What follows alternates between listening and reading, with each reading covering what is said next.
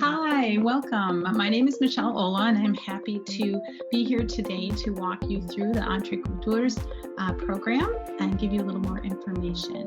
So today we're going to look at French proficiency with EntreCultures and some of our highlight of our program. At the end of this webinar, what I'm hoping for you is that you will be able to describe the main components, features, and unit structures of EntreCultures. Explain how EntreCultures supports research-based best practices for teaching for proficiency in all three modes of communication while building interculturality. And I want you to be able to envision how you might actually use the program, the textbooks, and in your classroom in order to teach for proficiency. So our series, EntreCultures, is the only truly proficiency-based French series for levels 1 through 3. Right now we have level 1 and 2. They're currently available, and level 3 is coming soon. The series, along with all the rest of our series like EntreCultures, is aligned with the World Readiness Standards for Language Learning, the ACTFL Proficiency Guidelines and Performance Descriptors, as well as the necessful ACTFL Can-Do Statements. EntreCultures will move your students along the proficiency continuum through activities in all three of the modes of communication. For example, I just want to show you some of the many types of authentic resources students will interact with in the interpretive mode of communication. We at Wayside always model the mantra of edit the task and not the text. So activities are created at a proficiency level that is appropriate for the students so that they can effectively interact with these resources.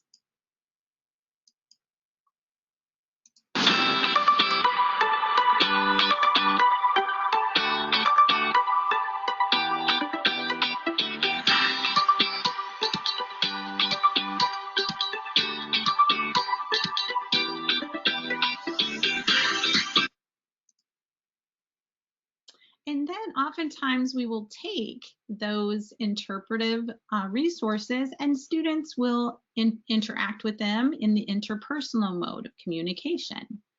So there are a wide variety of interpersonal tasks in the textbook where students truly communicate to get new information. There are also online activities where students can record their conversations so that you can provide feedback to them right there online. Students also will work in the presentational mode to create and present products that extend their learning through real-world contexts. Our texts also emphasize what learners can do with the language in a cultural context. This is accomplished through the lens of interculturality. We've moved from our previous description of culture to that of interculturality, where students demonstrate their knowledge of the 3 Ps through communicating appropriately with people from different cultural backgrounds. The units are correlated to both AP and IB themes, as you can see in the scope and sequence.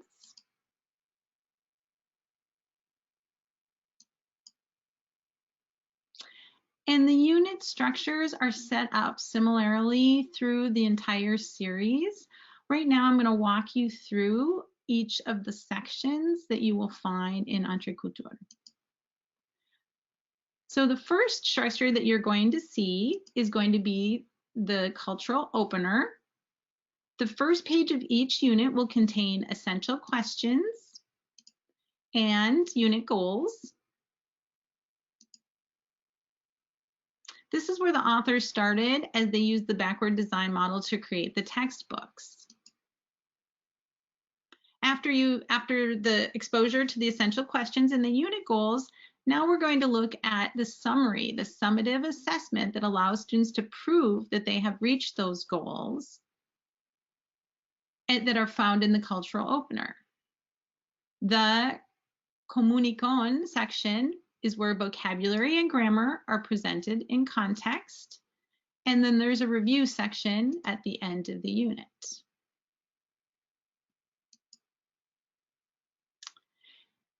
Each unit starts with an introduction to the country of focus. The authors have done a great job of focusing on a wide variety of Francophile countries from around the world. So this is also in that beginning section where students will meet the bloggers for the unit. The bloggers are real teens from the countries of focus. They're not actors. They were not given scripts to memorize that specifically said to use certain vocabulary or certain grammar forms. These teens were given a prompt to address or questions to answer, and then they do that in their own language and at a fairly normal rate of speech. So here's just a little bit of an example of one of the video bloggers from the series.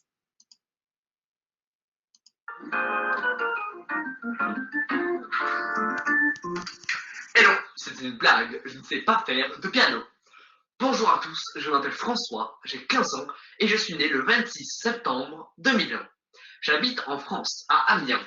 La France, c'est ici. L'Amérique, c'est par là. Amiens se situe ici. This very enthusiastic blogger is Francois, who is from Paris, France, and he's 15 years old. After the bloggers in the cultural section, next students are presented with the first of 3 different vocabulary sections. You will notice that the vocabulary was presented in context in smaller chunks that students can acquire the language as opposed to just memorize it.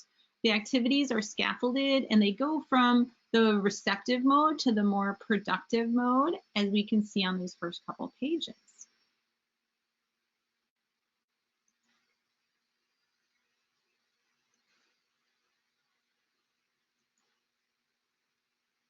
Also on these pages, you'll notice the green compasses next to some of the activities. This icon indicates that there are resources for that activity online in our learning site.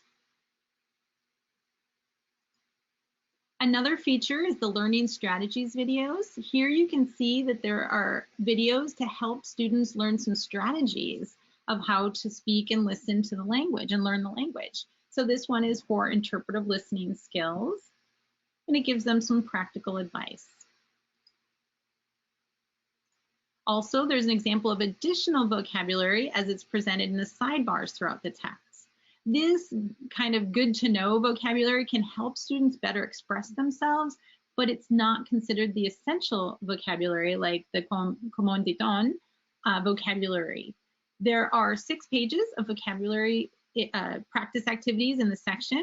So there's a wide variety of activities and all 3 modes of communication are addressed in each vocabulary section. Next, in the next section, we've got the grammar, which is presented in context. EntreCultures uses an inductive approach to presenting grammar so that students are presented with the language in a context and then think through why and how that grammar is used. There are 5 steps to this discovery approach. First, students process the information for meaning before focusing on anything grammatical. Then you highlight the grammar structure to bring it to the student's attention. Next, through a series of guided questions, either asked by you, the teacher, or through a video, students make predictions on how that grammar is used. Then you and the students will co-construct the grammar explanation by providing more input to the students so that they can test their hypothesis and draw their final conclusions. Now they're ready to apply their new knowledge in some more communicative situations. So let's take a look at what this actually looks like when we actually have it in the text.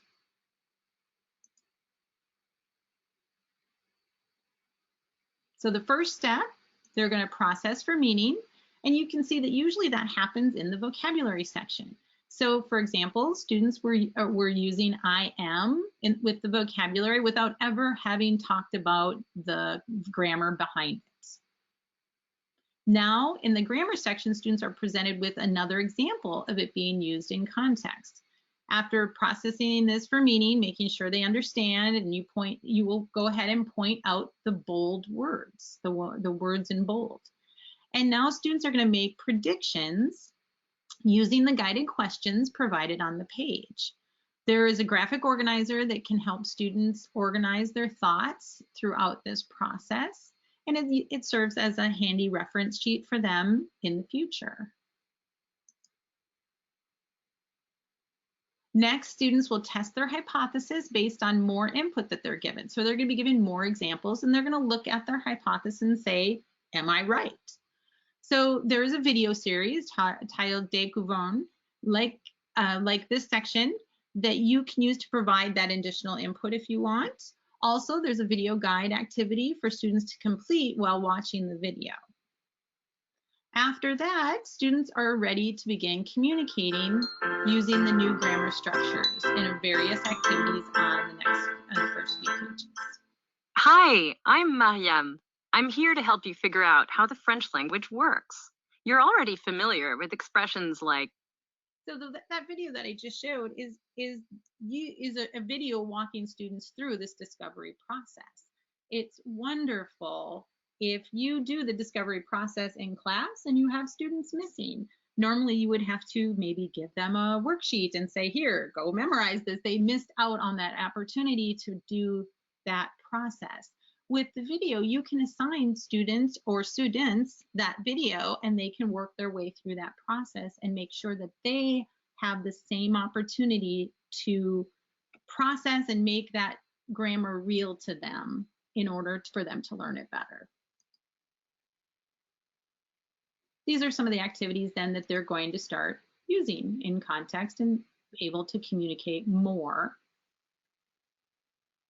in the language, in accurate language. The next part of the program I want to make sure to point out are the can-do statements. So we have both communicative and intercultural can-do statements that you'll find throughout the book.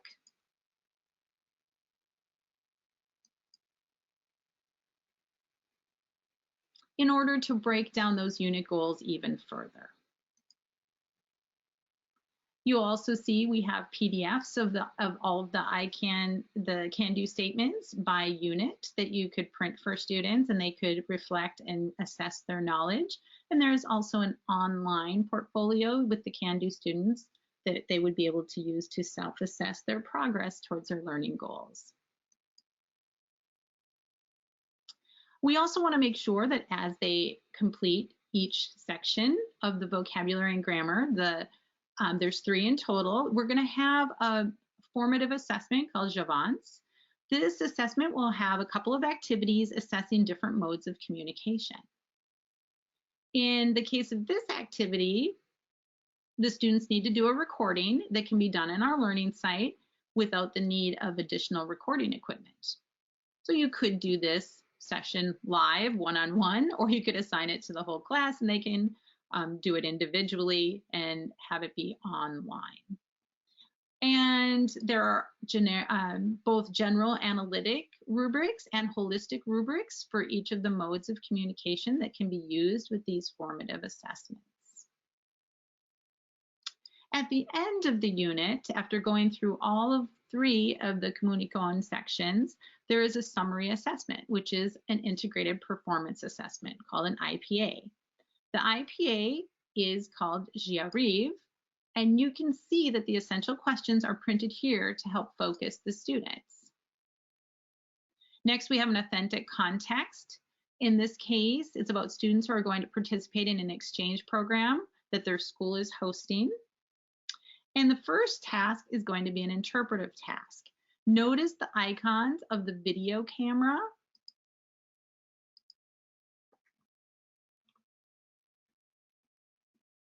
That means that the input will be in the form of a video. The students will watch videos of 2 French-speaking teens introducing themselves, and there are going to be 3 steps to the activity. Let's just watch a short clip of one of the videos. Bonjour, je m'appelle Marianne, je viens du Québec, au Canada, et j'habite à Montréal. Mon anniversaire est le 10 août. So then, here are the activities that the students are going to complete. First, they're listening for words they hear in the video. Next, they're listening for more details to fill out the information card on each student. And finally, they identify which teen each sentence refers to. The next step is the interpersonal task, where they'll write an email to the student of their choosing to introduce themselves. In our online platform, the learning site, students can download a typable PDF to write that email, or they can do it right in an activity on Explorer, which you can grade right there online after it's submitted. Notice that both forms provide a checklist as a form of support for what to include in the email. The last part of the IPA is the presentational task, where students will create their own video blogs similar to the ones they watched to introduce them to the exchange students and their family. So there's also a PDF available where students can plan out what they are going to talk about. They can also record the video right in our online platform without the necessity of other recording equipment. And notice that the students once again are provided with a checklist to help scaffold them so that they know what information to include. Each IPA we have for each unit comes with a specific rubric that aligns with the tasks in the assessment. And our rubrics are based off the ACTFL proficiency guidelines and performance descriptors. The next video that we're going to do so we're going to finish this one with the actual textbooks and the components, but I encourage you to go ahead and look for the next video in this series, which is going to talk about our learning site and all of the features and aspects of that, which is going to include the digital textbook, the online portfolio, and the content. Think of it as your resource box as a teacher that's going to contain all of your audio and video, your textbooks, etc., your grade book, how you assign students. So that's going to be a different video. So please stay tuned to that. If you have any questions, don't hesitate to call or to email any of the instructional specialists, and we will be happy to help you. Thank you again for joining me today, and I look forward to helping you on your journey with using EntreCultures. Thank you.